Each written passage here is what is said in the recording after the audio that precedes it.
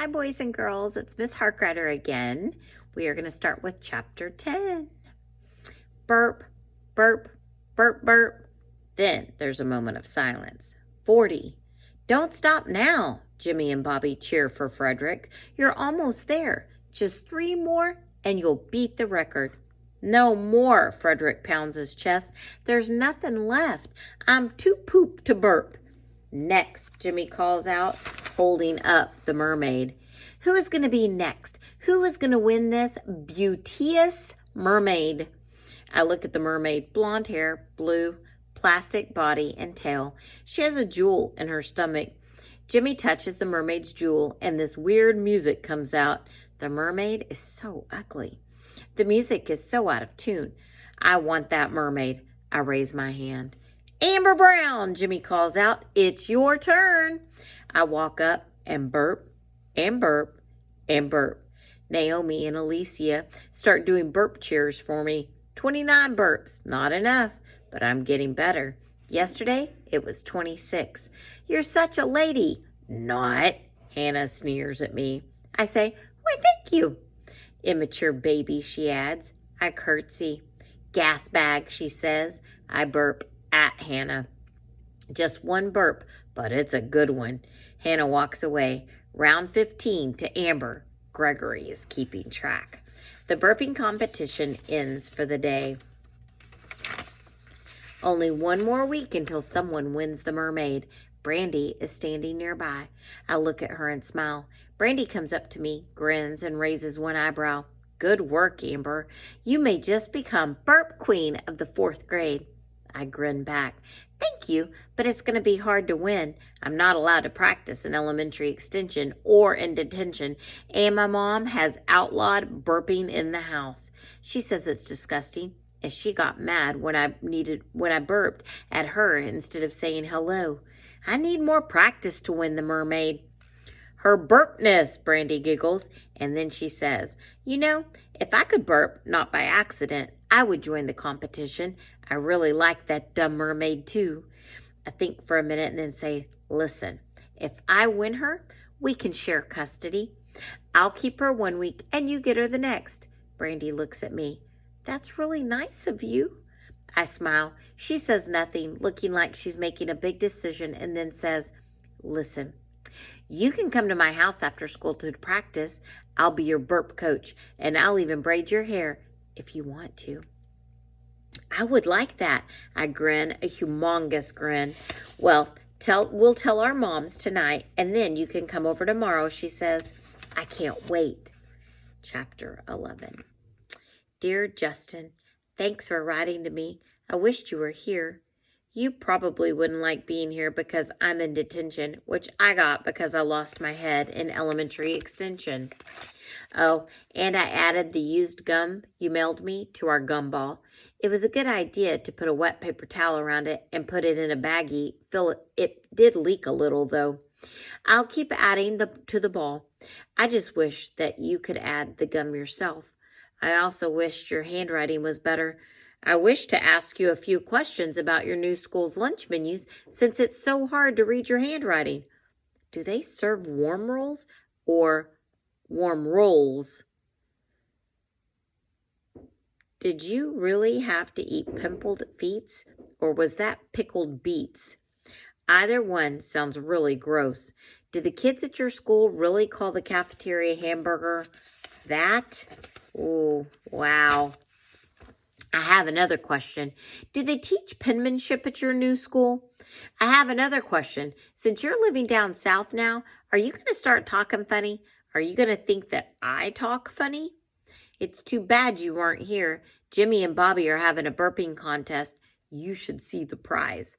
Well, there's some more news. Number 1, my mom's going out with a guy named Max. Secretly, I think of him as Min, like in minimum.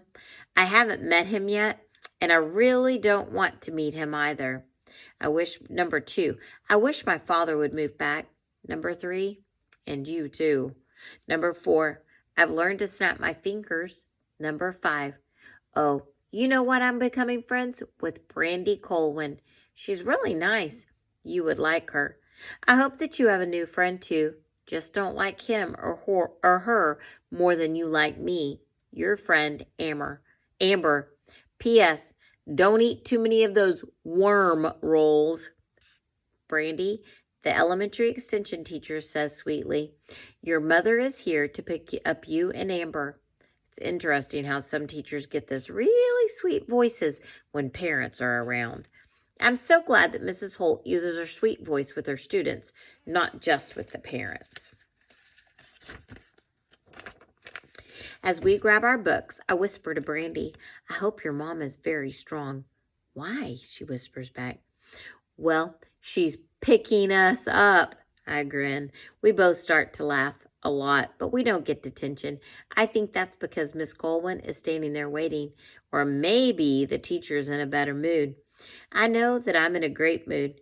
Not only am I going over to Brandy's house, but I'm getting my hair braided. It's going to be Amber Brown's new look. Chapter 12. Want to see something really gross? Brandy giggles as we sit in her bedroom. I nod. She goes over to her dresser, opens the top drawer, and pulls out a roll of 6-foot-long bubblegum tape.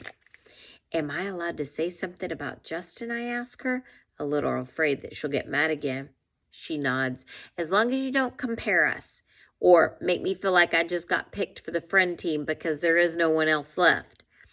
I don't feel that way. I cross my heart. I promise. Good. She opens up the bubblegum package. I don't think that gum is gross. Justin and I always used to buy those and split it 3 feet each. Sometimes we each put half of it in our mouths, and then when we were all done with it, we added it to our huge chewing gum ball. I still have the ball. I'll show it to you sometimes. Cool, Brandy grins and raises one eyebrow. Ever since the first time she did that, I've been practicing. But my eyebrow just won't move. My lip goes up instead. She says, yeah, but did you or Justin ever blow bubblegum bubbles with your nose? I shake my head no. She grins and takes a long piece of gum, starts chewing it, and then, when enough is chewed, she takes the wad out of her mouth, smushes it over her nose and around it. Then she breathes out, it's the most gigantic bubble I have ever seen. I, Amber Brown, am very impressed. I try, but realize that before attempting this trick, a person should blow her nose and get rid of the snot first. I throw my gum out. It was just too disgusting to add to the gumball.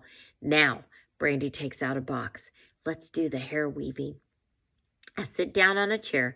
Sit still, Brandy says, handing me a mirror. You can watch what I'm doing. Just don't move. I don't. I don't move. It's very hard for me to sit still. Stop wiggling. Brandy puts a piece of cardboard around a small clump of my hair. I hold up the mirror so I can watch what she's doing. She holds up a lot of different colors of embroidery thread. Pick out 7 colors. Glitter purple, glitter pink, glitter silver, black, turquoise, white, and green. She puts the threads at the top of the braid and starts twisting it around the hair, working with one color at a time, then making a pattern on some sections with a second color. Don't move. This has to be really tight. Where did you learn this? I ask. This summer, when we went to California to visit my cousin Daniela, she did my hair. And then she taught me how to do it. We practiced a lot on our old Barbie dolls and on her dog. She finishes one braid. I look in the mirror. Oh, it's terrific, she continues. Brandy, I ask her the question I've been wanting to ask her ever since she got back. How come you and Hannah aren't friends anymore? She stops braiding for a minute. You don't have to answer if you don't want to, I say, even though I really do want her to answer. She starts braiding my hair again and says nothing. I don't say anything either. Finally, she says, look, I'll tell you. It's not such a big deal, but I want you to promise not to say anything to anyone else. Okay, I promise, and I wait for her to begin. And that is the end of our chapter 12.